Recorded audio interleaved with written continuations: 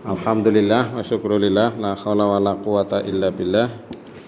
Asyhadu an la ilaha illallah wa la syarika lah, asyhadu anna Muhammadan abduhu wa rasuluh, amma ba'du. Pertama kita bersyukur pada Allah Subhanahu wa taala masih diberi nikmat hidup, menikmati indahnya kehidupan dunia. Mudah-mudahan amal ibadah kita, karya kita senantiasa diridhoi, diberkahi Allah Subhanahu wa taala. Selanjutnya mari kita gemar bersolawat ya pada junjungan kita Nabi Muhammad sallallahu alaihi wasallam. Mungkin saya diantara sekian banyak teman-teman dari kalangan Muhammadiyah yang sering menyampaikan tentang solawat ya, supaya kita memperbanyak sholawat. Innallaha wa malaikatahu yusholluna 'alan nabi ya ayyuhalladzina amanu shollu 'alaihi wa sallimu taslima. Harus hafal ini Mas Rofi. Jadi kita bersolawat kepada Nabi karena Allah, malaikat semuanya bersolawat. Yang sebenarnya Nabi nggak usah didoakan, udah masuk surga, itu termasuk dijamin masuk surga. Kalau kita nggak ada yang jamin, siapa? Ya, maka kita gemar bersolawat supaya solawatnya itu sampai tumpah ini, sampai melebar dumateng kula panjenengan sami kan kaya niku. Jadi itulah pentingnya bersolawat. Kalau kita solawatnya simple, Allahumma sholli ala Muhammad. Kalau teman kita mungkin juga panjenengan sering ikuti solawatnya pirang-pirang. Bahkan biasanya kalau ada pengajian-pengajian ada solawat versi baru. Ini penemuan solawat baru, buatan baru dan sebagainya. Yaitu sebagai kecintaan terhadap Rasulullah. Kemudian yang berikutnya, terima kasih waktunya. Ini karena siang udah pikirannya mungkin kemana-mana, apalagi belerat-belerat udan ini ya. Ya saya menyampaikan sedikit lah ya sebagai spirit buat saya dan melepas kerinduan saya ya. Lama tidak bertemu secara keseluruhan dengan rekan-rekan semuanya.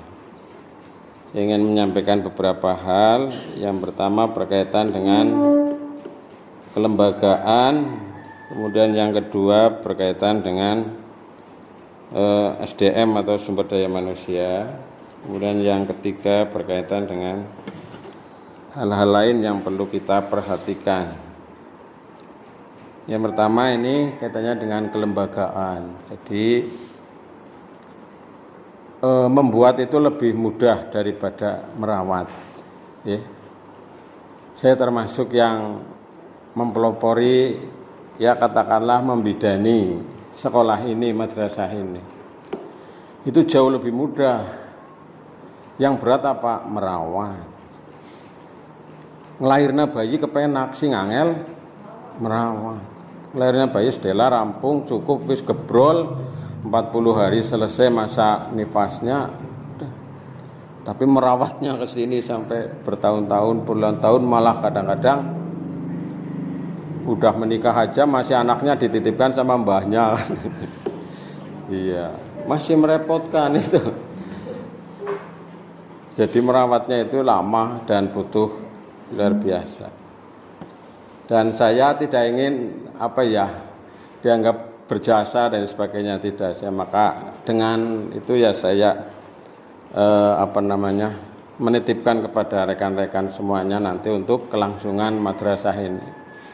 Walaupun saya tetap hati saya di sini, pikiran saya juga masih di sini, dan saya juga insya Allah sering ke sini kalau ada kesempatan.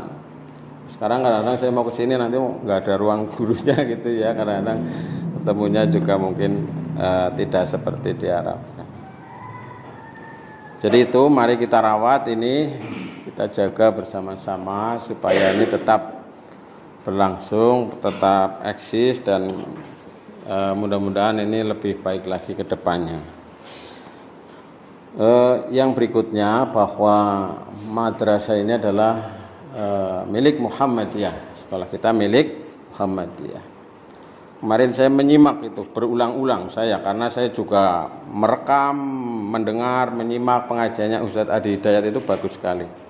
Ustadz Adi Hidayat yang sedemikian kondang itu ya, semuanya saya kira kenal lah orang Islam se-Indonesia kayaknya. Dia dengan lantang menyatakan tentang saya ini adalah kader tulen Muhammadiyah itu. Wah, ini luar biasa itu. Jadi kita nggak usah malu-malu mengaku menjadi warga Muhammadiyah. Karena inilah jalan. Dan kemarin diterangkan tentang Muhammadiyah oleh Ustadz Adi Hidayat itu. Muhammadiyah, apa itu Muhammad, apa itu tambahan ya-nya, apa itu tambahan tamar butohnya itu, kenapa. Sehingga kemudian disebut dengan Muhammadiyah itu. Nah, ini yang pertama. Jadi sekolah madrasah kita adalah milik Muhammadiyah. Hanya nanti ke depannya tentunya tiap amal usaha Muhammadiyah ini punya kemandirian masing-masing ya. Yang dikelola, yang diatur, yang dititipkan kepada kepala madrasahnya, juga kepada pengelola yang ada di dalamnya. Sehingga ini maju tidaknya itu kan tergantung dari Anda semuanya. Sekolah maju dan tidak nanti tergantung kepalanya, kepala madrasahnya. Saya titipkan kepada Ustadz tadi. Anak-anak maju tidaknya itu tergantung gurunya, ustadzahnya. Jadi kalau ada anak-anak kok ininya orang, berarti gurunya, bukan kepalanya. Tapi kalau sekolahnya itu adalah tanggung jawab kepalanya, kepala madrasahnya. Sehingga ini harus menjadi satu teamwork yang bagus untuk menyongsong hari depan yang lebih baik.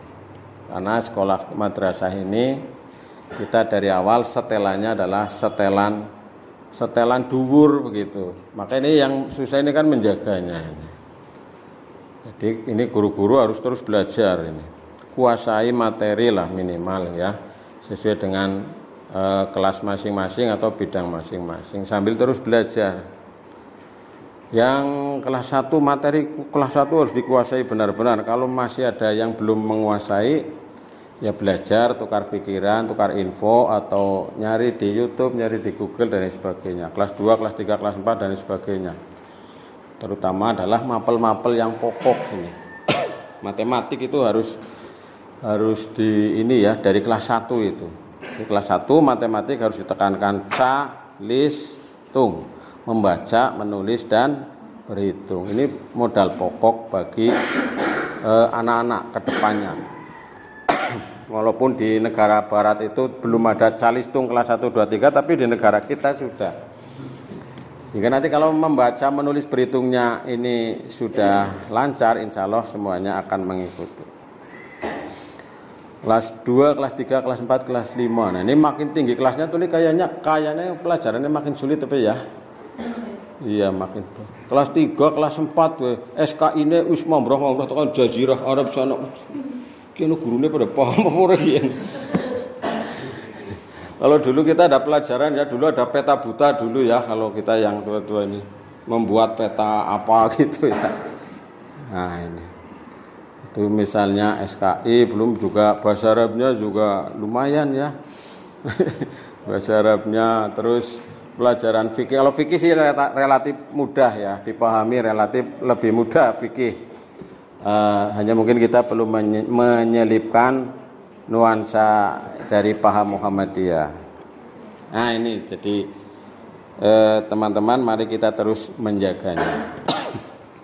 Demikian pula guru tahfidznya ini terus belajar. Jangan pernah berhenti untuk belajar. Karena kita ini setelan dhuwur begitu ya, sehingga gurunya juga harus lebih hebat dari sekolah madrasah yang lain. Bagaimana supaya hebat? Belajar. Terus belajar ya. Baik belajar itu dalam pengertian mungkin formal maupun non formal. Yang formal bagaimana? Nanti kalau bisa ke depannya ini bisa mungkin S2. Cari coba peluang-peluang gitu ya. Kemarin Adi Hidayat panjenengan mungkin mendengar ya, itu memberikan kesempatan beasiswa kepada 30 orang untuk dikirim ke Libya, 30 orang.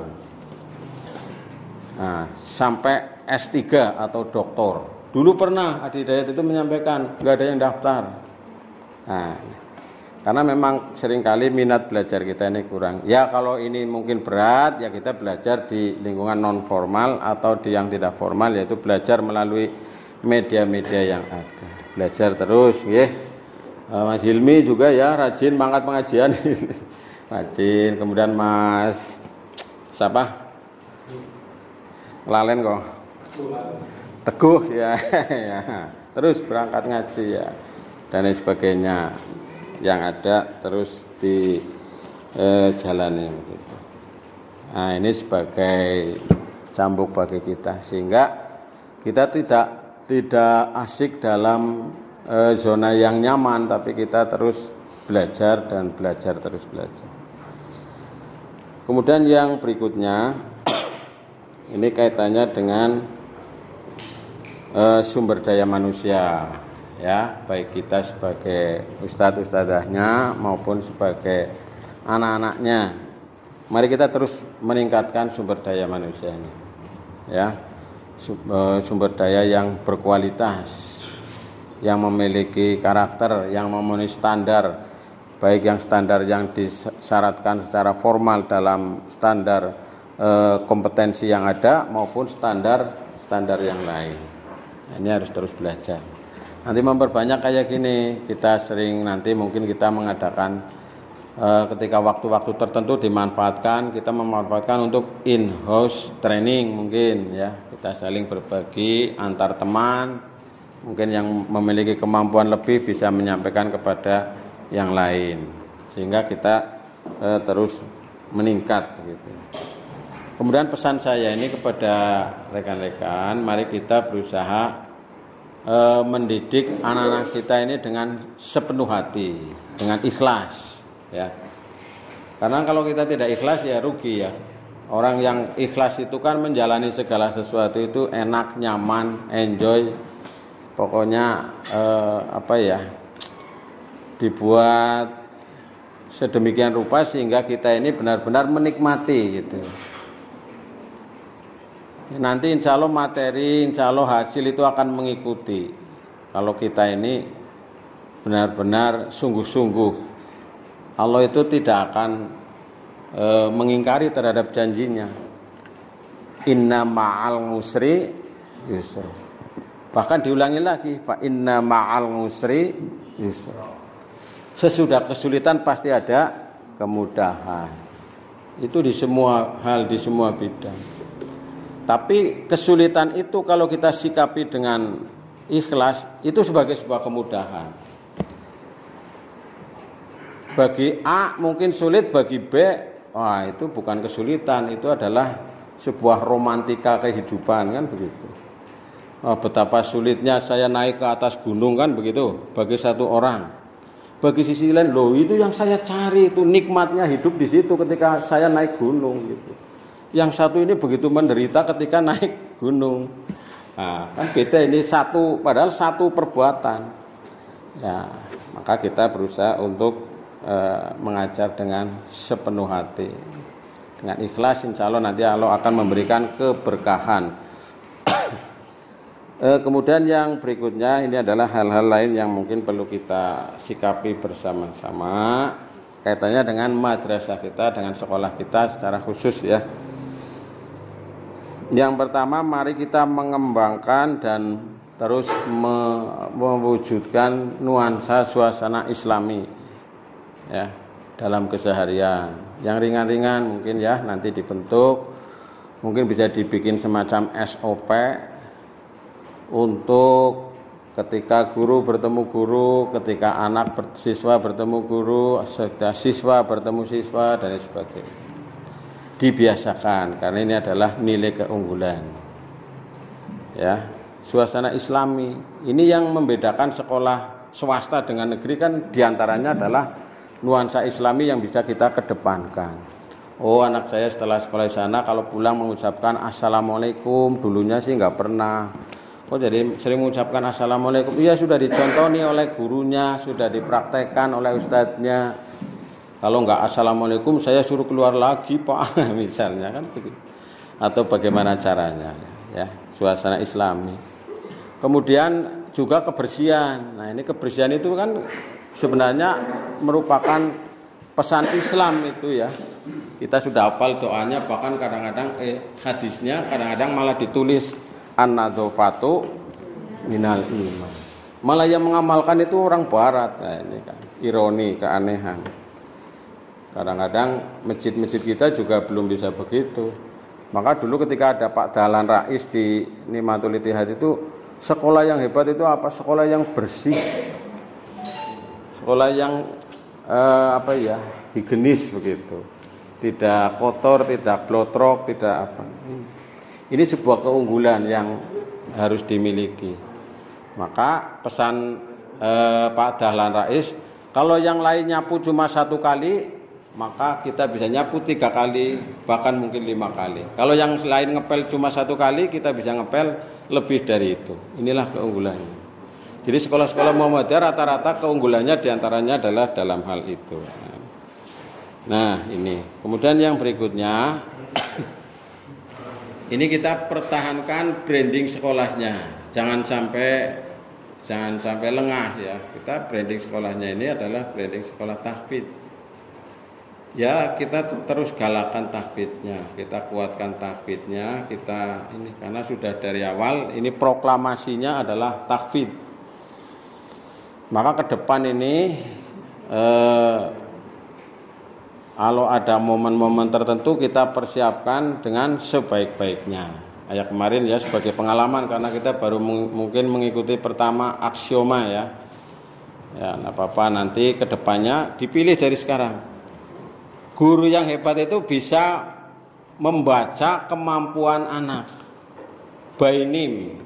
Jadi, oh anak ini hebat di bidang ini. Anak ini di bidang ini hebat gitu. Anak ini nggak bisa dipaksa dalam bidang ini. Nah itu kalau bisa nanti terus digali. Sehingga ketika sudah diketahui potensi, bakat dan kemampuannya itu, dia akan menjadi luar biasa. Contohnya kemarin yang teras meja itu kan ya, siapa? Nabi. Itu kan sudah diketahui. Mungkin ada yang lain. Ya mungkin tidak kita ketahui atau belum kita ketahui karena tidak ada informasi dari orang tua atau karena kita belum pernah mengadakan kompetisi.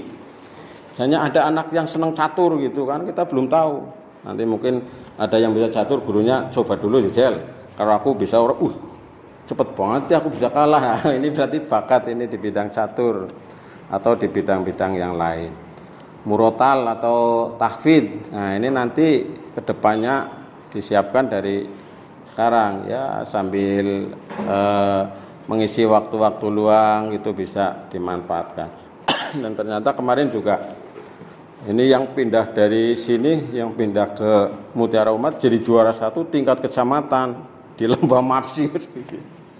Langsung dari sana wis dadi nang kene nang kana gari nganggo netok. Ya, wis mateng gari maju netok begitu juara 1. Karena memang mungkin lagi kurang bagus, yang lain juga bisa. Nah, ini sebagai pelajaran. Kalau perlu itu mengundang pelatih dari luar.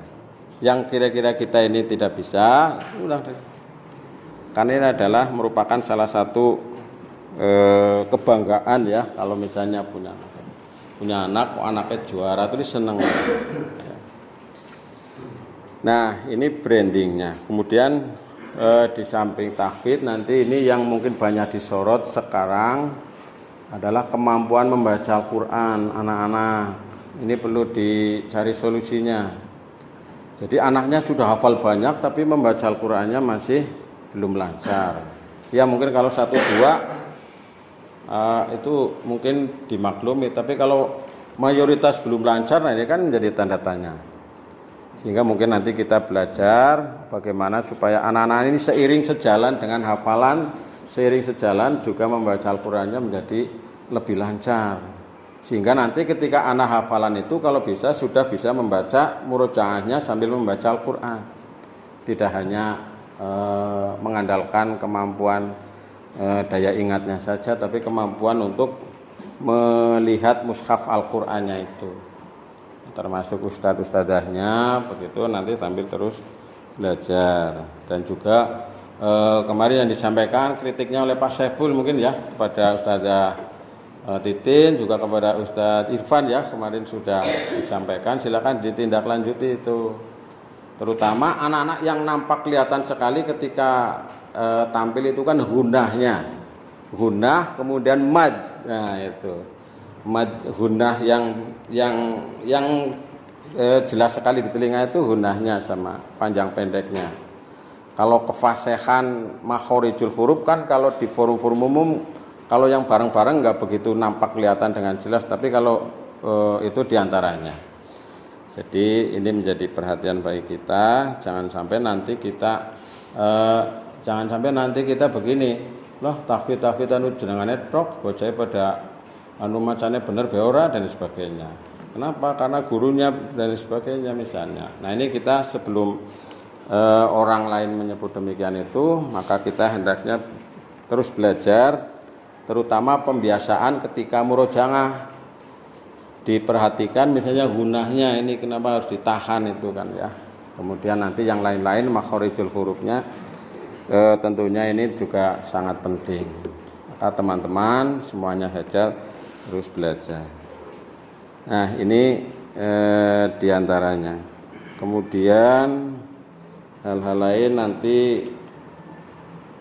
ini dipersiapkan dari sekarang, PPDB dari sekarang ya, walaupun kita ada istilah inden itu kalau kita nggak tindak lanjuti ya kita nggak ada.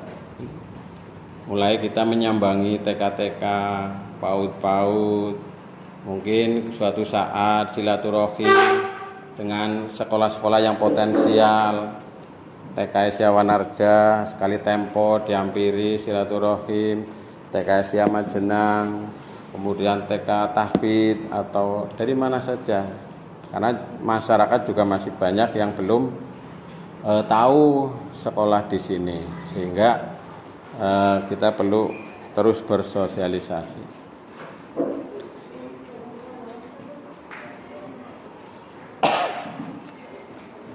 Ini udah tengah 3, yang terakhir ini ya mungkin adalah kaitannya dengan ismuba ini. Al-Islam punya kemuhammadiyahan banyak bahasa Arab. Kemarin waktu SDPK ngundang dari Patik Raja itu MI Maharaja itu menyampaikan bahwa struktur kurikulum di sekolah-sekolah madrasah Muhammadiyah itu adalah seperti piramid gitu ya. Paling bawah itu yang paling lebar adalah ismubah. Nah, di tengah-tengah itu adalah kurikulum yang sedang berjalan. Nah, yang paling atas itu adalah branding sekolahnya. Jadi semacam piramida itu yang segitiga. Yang paling bawah apa tadi? Ismubah. Ini yang dari dulu menjadi keunggulan sekolah-sekolah madrasah Muhammadiyah. Karena apa? Ada al-Islamnya, ada bahasa Arabnya, ada kemuhammadiyahannya. Kemudian di atasnya kurikulum. Nah, yang bisa menjadi hebat sekolah itu adalah yang paling bawah dan yang paling atas. Karena yang tengah itu, menurut Mas siapa yang dari Patik Raja itu ya, bahwa yang tengah ini kita tinggal mengikuti saja. Pokoknya melu baik. Kurikulum kon melu kurikulum 2013 ya melu kita kan begitu. Kurikulum yang sekarang implementasi kurikulum merdeka ya melu kita. Nanti lama-lama kurikulum merdeka kita juga paham. Ya mungkin sekarang juga banyak yang belum paham. Mungkin kepalanya juga belum paham, pengawasnya kadang-kadang belum paham. Masih bingung sih, si gramakan itu. Kalau kita belum berlakukan ya kelas 1, kelas 4 kalau SD itu. Kalau madrasah proyek ya, pilot proyek di beberapa sekolahan. Kita tinggal ngikuti aja udah kurikulum itu. Tapi yang menyebabkan sekolah madrasah Muhammadiyah itu unggul ini yang paling bawah dan yang paling atas. Yang paling bawah itu adalah ismubah itu. Muatan al-Islam, bahasa Arab dan kemuhammadiyahan. Anak-anak santri-santri Muhammadiyah itu memiliki kemampuan keislaman, kemuhammadiyahan dan bahasa Arab yang relatif bagus. Kemudian yang paling atas ini memiliki semangat branding yang membedakan sekolah satu dengan yang lain. Jadi branding kita diantaranya itu tadi, dan juga kepada pelayanan, karena memang pelayanan inilah yang sangat menentukan ya. Jadi saudara sekalian, ustadz-ustadzahnya ini jangan bosan-bosan untuk menyapa wali murid. Jangan bosan-bosannya untuk mengontrol anak-anak kita. Bahkan dulu ada yang pernah kesini bertanya kepada saya dan saya belum bisa menjawab. Pak, apa di sekolah ini dipantau 24 jam? Nah, begitu. Maksudnya kepripun Bu gitu. Maksudnya ya mungkin dibangunkan ketika subuh, ketika tahajud, kemudian ditanyakan dan sebagainya. Nah, itu kan bentuk pelayanan yang luar biasa. Sehingga ini nanti kedepannya ustadz-ustadzahnya juga terus memperhatikan ya, misalnya pulang lah, contoh yang kecil pulang itu kan, ini kalau bisa wali kelasnya atau gurunya itu tahu, dipastikan bahwa anak ini sudah pulang, diawasi kan dari jauh bisa kelihatan, oh itu tadi sudah dijemput, oh ini sudah dijemput ya. Karena sekarang kita normal tidak ada masalah. Kalau nanti kalau terjadi masalah misalnya ada suami istri yang berebut anak, nah ini kan kita nah ini, oh udah dijemput, oh saya kan udah pesen jangan dijemput itu dan sebagainya. Ini jadi masalah ini karena tidak diawasi. Atau misalnya ada yang lain. Nah, ini kan sering terjadi. Kalau yang sering terjadi sih karena ikut siapa gitu kan ya. Tapi minimal ada perhatian. Jadi kita memperhatikannya tidak hanya ketika masuk, tapi juga ketika pulang juga diperhatikan. Ya nggak usah terlalu, ini kan bisa dari jauh, dari atas juga bisa. Oh itu sudah pulang, oh ini sudah pulang begitu. Sehingga ketika ada yang WA, ada yang kesini, ada yang tanya, oh sudah pulang tadi dengan itu saudaranya dan sebagainya. Ini kan bentuk pelayanan. Bahkan kemarin itu menyampaikan ini kepada Ustadz Titin juga. Ketika liburan juga mereka disapa gitu. Dan ini dipraktekkan saya lihat SDPK itu. Hari Sabtu saya perhatikan Mas Heru itu mesti nge-share. Selamat berlibur ibu-ibu, bapak-bapak beserta keluarga, semoga senang, bahagia, dan sebagainya. Wah ya matur nuwun gitu. Itu bentuk pelayanan itu semacam itu. Dan ini seringkali tidak kita pertimbangkan, tidak kita pikirkan. Jadi mungkin ustadz-ustadznya juga menyapa begitu ya. Selamat berlibur ibu-ibu, selamat beribadah atau selamat mengikuti apa dan sebagainya. Jadi mereka disapa karena kita punya medsos ini juga luar biasa.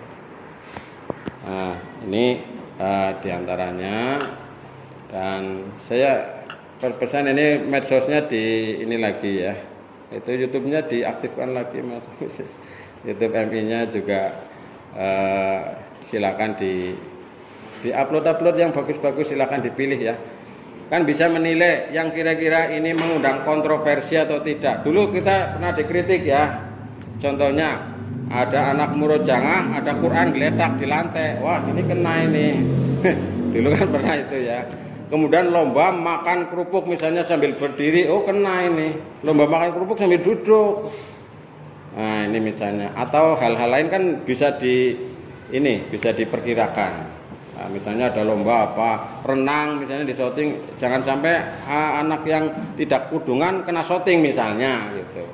Jadi hal-hal yang semacam ini bisa dipublikasikan. Dan kemarin juga ada lomba puisi ya, saya sih tidak mengikuti penuh, cuma membantu tugas saja yang misalnya ada tugas bagi anak. Itu diantaranya bagus, itu silakan diteruskan. Dan mungkin anak-anak kita memiliki kemampuan, yang belum bisa ya difasilitasi, dibantu. Mungkin yang sudah bisa dieksplor terus, itu saya kira berbakat itu. Kalau lomba-lomba yang tadi disampaikan ya semuanya bagus-bagus lah, tinggal nanti bisa. Jadi semua lomba itu bagus. Kalau bisa nanti semua anak yang pernah sekolah di sini pernah menjadi juara gitu. Ya sering dicontohkan oleh Pak Sekul, lomba melaku mundur. Nah, sing angel gue. Sing angel anu lomba juara ki ora gelem ki ora bisa lomba dengklek. Nah kan ya ringan-ringan itu kan seneng ore juara itu kan. Seneng mereka. Terus petugas upacara juga kalau bisa semua anak yang pernah sekolah atau pernah menuntut ilmu di sini pernah menjadi petugas, walaupun menjadi mungkin ajudan, asisten atau apalah, kalau bisa ya. Jadi mereka terkesan pernah menjadi petugas di sana. Saya juga dulu pernah jadi petugas waktu SMP, masih ingat sampai sekarang. Saya itu hafal pembukaan UUD karena apa? Saya sering baca UUD, hafal saya. Cuma mungkin kadang-kadang keceletot ya, karena ngalamun ya keceletot, tapi hafal saya pembukaan UUD saya hafal. Puisi saya dulu bukunya segini, puisi tok isinya. Maka kemarin ketika bikin puisi lah, cuma ekspresinya yang susah kan gitu. Nah ini diantaranya, mohon maaf ini kalau mungkin agak melantur, dan terima kasih. Kalau misalnya nanti ada dialog ya monggo, kalau nggak ada ya mungkin dicukupkan ini, karena bentar lagi udah waktunya ganti acara begitu ya. Makasih semuanya, semoga semuanya sehat, semuanya barokah, keluarganya bahagia lahir batin dunia akhirat. Amin ya rabbal alamin. Assalamualaikum warahmatullahi wabarakatuh.